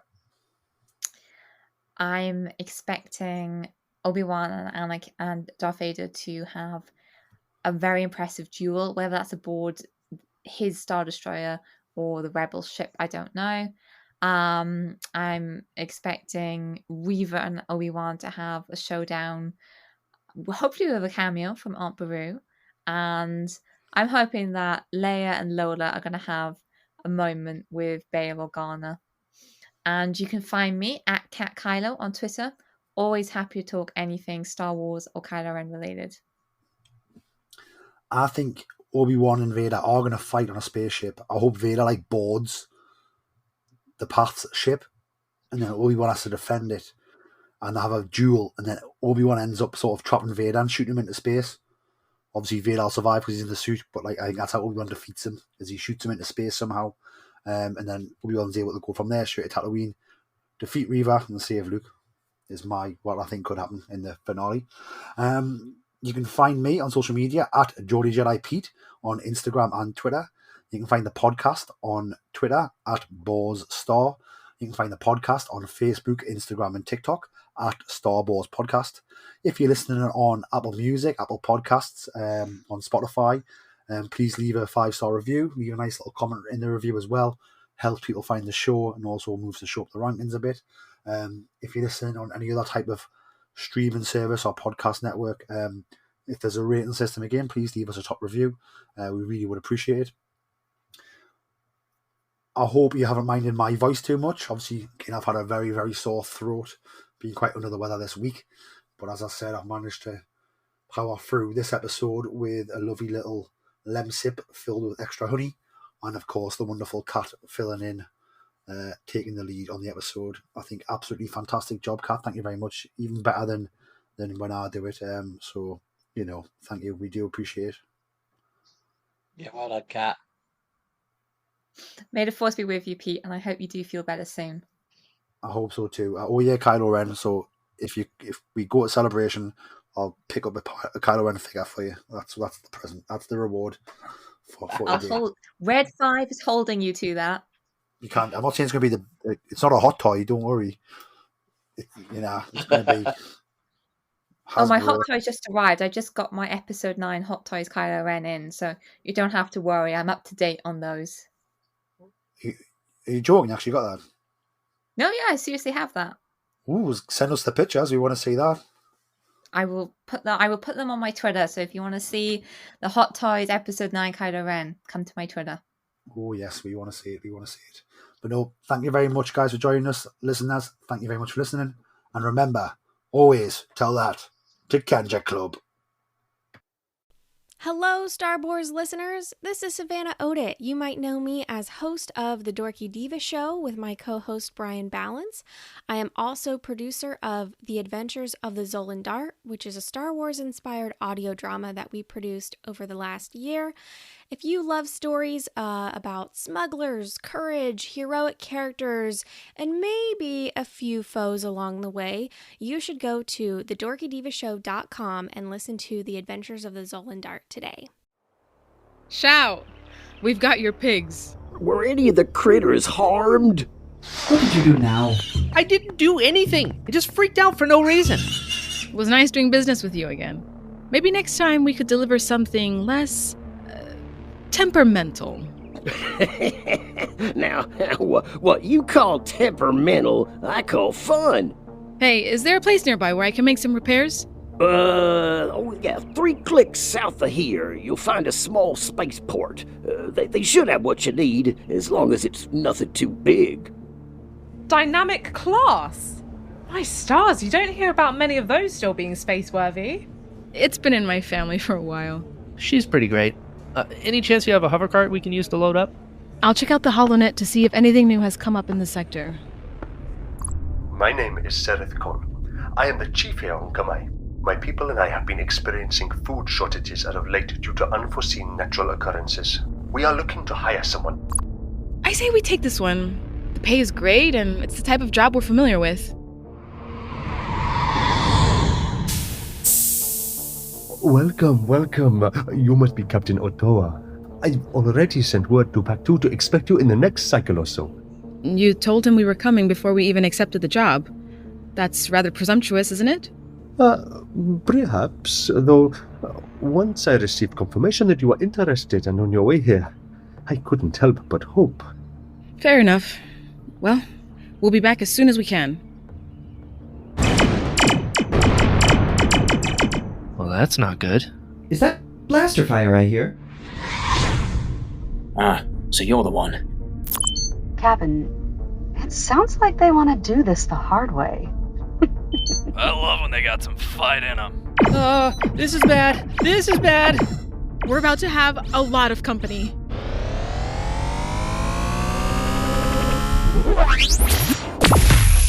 I'll see you soon.